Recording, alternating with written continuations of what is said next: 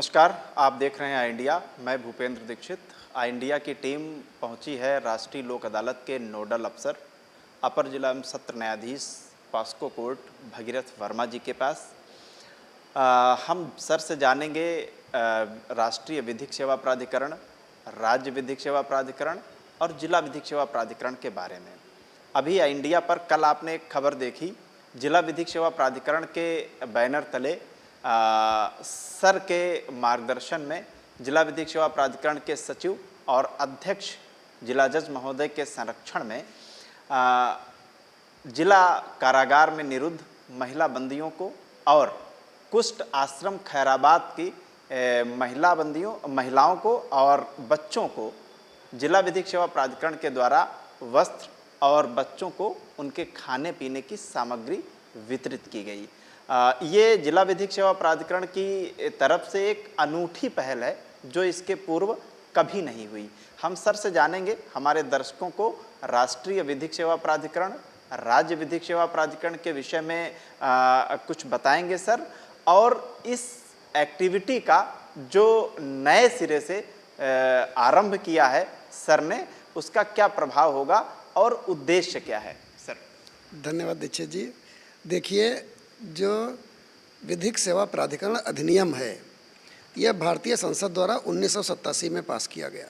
भारतीय संसद ने जो विधिक सेवा प्राधिकरण अधिनियम पास किया है, यह संविधान के अनुच्छेद 39A के अनुपालन में है, जिसमें प्रत्येक व्यक्ति को न्याय प्रदान करने की बात कही गई है। अर्थात वितरण न्याय की अवधारणा को मूर्त रूप किया गया है इस विधिक सेवा प्राधिकरण अधिनियम के माध्यम से। भारतीय संसद द्वारा पारित इस विधिक सेवा प्राधिकरण अधिनियम में ग्रास रूट लेवल तक, यानी आम जनता तक वास्तव में उनका हक पहुंचाने के लिए जो संरचना विकसित की गई है वो इस प्रकार है कि राष्ट्रीय स्तर पर राष्ट्रीय विधिक सेवा प्राधिकरण, जिसके मुख्य संरक्षक भारत के मुख्य न्यायाधिपति होते हैं और उसके कार्यपालक अध्यक्ष भारत के मुख्य न्यायमूर्ति महोदय के बाद वाले जो वरिष्ठ माननीय न्यायमूर्ति होते हैं वो उसके कार्यपालक अध्यक्ष होते हैं। इसी तरीके से राज्य स्तर पर राज्य विधिक सेवा प्राधिकरण होता है, जिसके कार्यपालक अध्यक्ष उत्तर प्रदेश के वरिष्ठ न्यायमूर्ति महोदय होते हैं और उसके मुख्य संरक्षक माननीय मुख्य न्यायमूर्ति महोदय होते हैं। जिला स्तर पर जिला विधिक सेवा प्राधिकरण होता है, जिसके अध्यक्ष जिला जज होते हैं और जिसके सचिव अपने यहाँ उत्तर प्रदेश में पहले सिविल जज सीनियर डिवीजन होते थे, अब अपर जिला जज होते हैं। जो सीतापुर में नरेंद्र नाथ त्रिपाठी अपर जिला जज हैं और जिला जज हैं माननीय कुलदीप सक्सेना साहब। सीतापुर में जो जिला जज साहब हैं वो 3 कैपेसिटी में काम कर रहे हैं। एक तो वो जिला जज हो गए, दूसरे वो अध्यक्ष जिला विधिक सेवा प्राधिकरण के हैं और तीसरी उनकी कैपेसिटी है माँ ललिता देवी मंदिर प्रबंध समिति के अध्यक्ष की। जनपद न्यायाधीश महोदय द्वारा ये देखा गया कि माँ ललिता देवी मंदिर में बहुत सामग्री व्यर्थ हो जाती है, तमाम साड़ियाँ सड़ जाती हैं।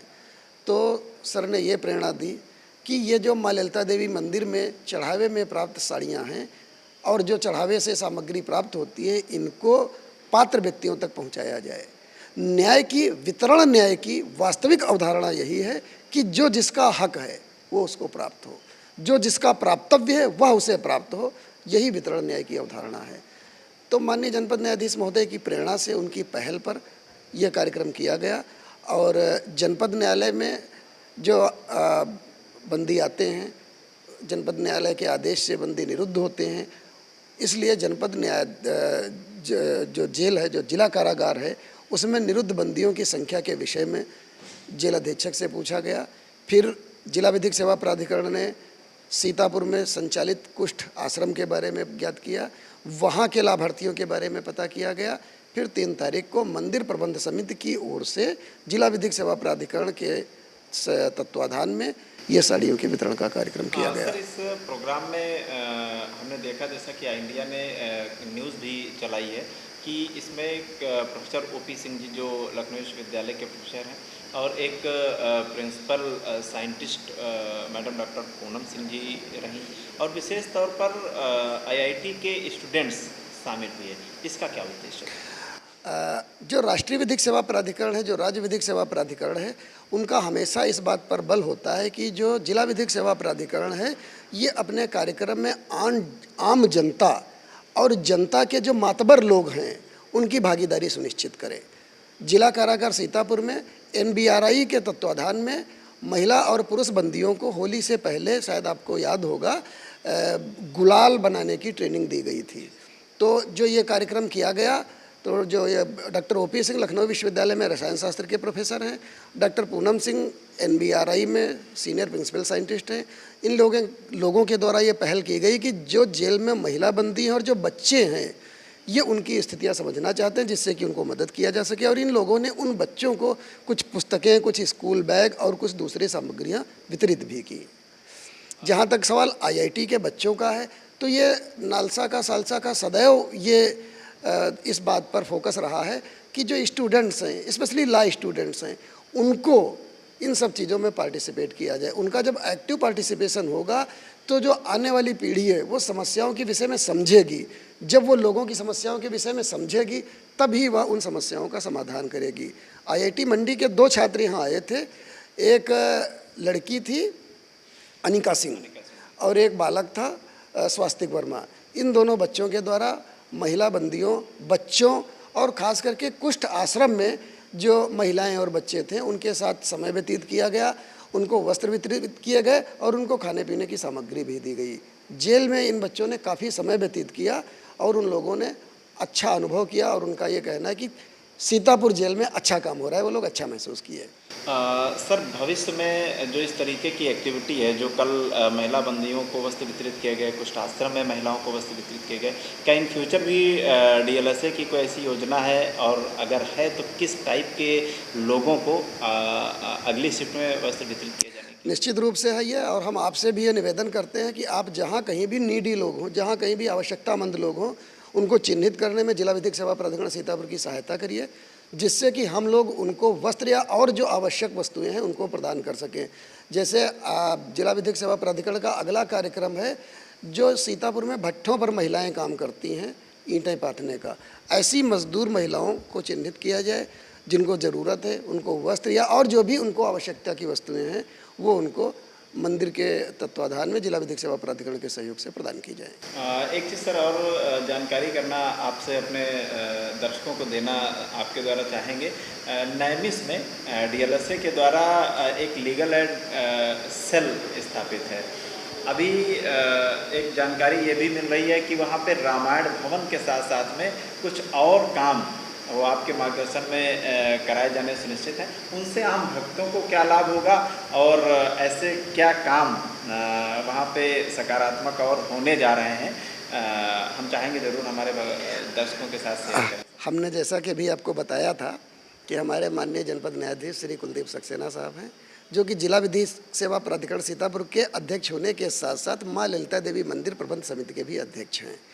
और सर ने सदैव इस बात पर बल दिया है कि माता जी के मंदिर में कुछ अच्छे से अच्छा काम किया जाए। देखिए, माता जी के लिए तो हम लोग कुछ कर नहीं सकते, वो तो पराशक्ति हैं, वो तो हम सबको देंगी, हम उनको क्या देंगे।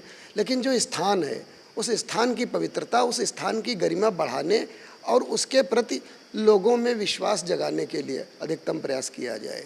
अभी तक क्या था, वहाँ मंदिर में अगर कोई आता तो उसके बैठने के लिए कोई स्थान नहीं था। माँ ललिता देवी मंदिर में एक चीज़ और भी होती है कि लोग लड़की देखने के लिए वहाँ पर आते हैं। जैसे अपने कोई अगर विवाह का संबंध हो रहा है तो लड़के लड़की वाले वहीं आ जाते हैं, लड़की देख लेते हैं।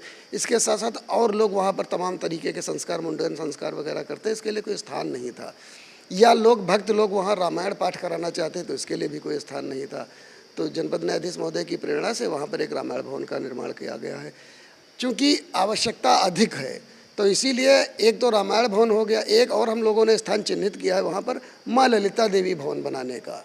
इसके साथ साथ वहाँ पर नैमिषनाथ का स्थान है, तो भविष्य में योजना नैमिषनाथ भवन भी बनाने का है।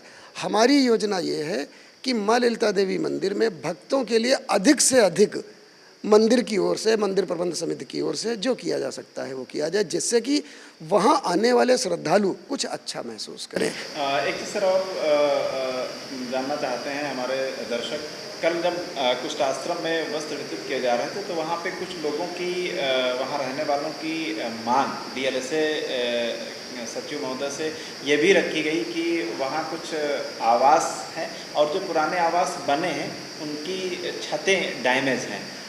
उस संदर्भ में भी सब कुछ दिशा निर्देश दिए गए हैं। उसमें डीएलएसए की तरफ से क्या कार्रवाई की जाएगी? हम आपको बता दें, हम लोग जब अपर जिला जज या जिला जज के रूप में काम करते हैं तो हमारा जुरिडिक्शन खाली न्यायिक कार्यों तक है, लेकिन जिला विधिक सेवा प्राधिकरण एक ऐसी संस्था है जिसके अध्यक्ष जिला जज साहब हैं, सचिव एडीजे साहब हैं, लेकिन इसके सदस्य डीएम साहब भी हैं, इसके सदस्य कप्तान साहब भी हैं, इसके सदस्य सीएमओ साहब भी हैं।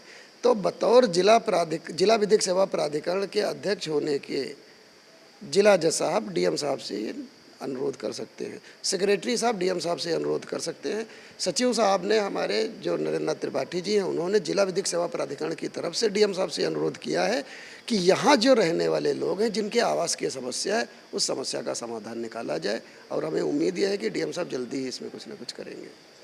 बहुत बहुत धन्यवाद। सर ने नालसा, सालसा और जिला विधिक सेवा प्राधिकरण के विषय में आप सबको बताया किस तरह का कार्य जिला विधिक सेवा प्राधिकरण सीतापुर में कर रहा है, और सर ने यह भी बताया कि जिला जज महोदय ललिता देवी मंदिर प्रबंध समिति के अध्यक्ष हैं। उस रूप में रामायण भवन हो या माँ ललिता देवी भवन हो और आगे और तमाम सारी जो कार्य योजनाएँ हैं उसके संदर्भ में भी आप सबको जानकारी दी। आई इंडिया निश्चित तौर पर सर से भी और आप सबको भी सब शुभकामनाएं संप्रेषित करता है कि शीघ्र ही यह सारे काम हो जाएंगे, जिसमें रामायण भवन निश्चित तौर पर तैयार हो चुका है और जो जानकारी है आई इंडिया के पास उसके अनुसार संभवतः पहला मानस पाठ उसमें कल आरंभ होगा। जहाँ तक मुझे जानकारी है शीघ्र ही हम सब पूरे जनपद वासी और सभी भक्तगण इस तरह की जो नए निर्माण कार्य वहाँ हो रहे हैं डीएलएसए के द्वारा उसका लाभ उठाएंगे। एक नई स्टोरी के साथ हम फिर आपसे मिलते हैं, तब तक देखते रहिए आई इंडिया।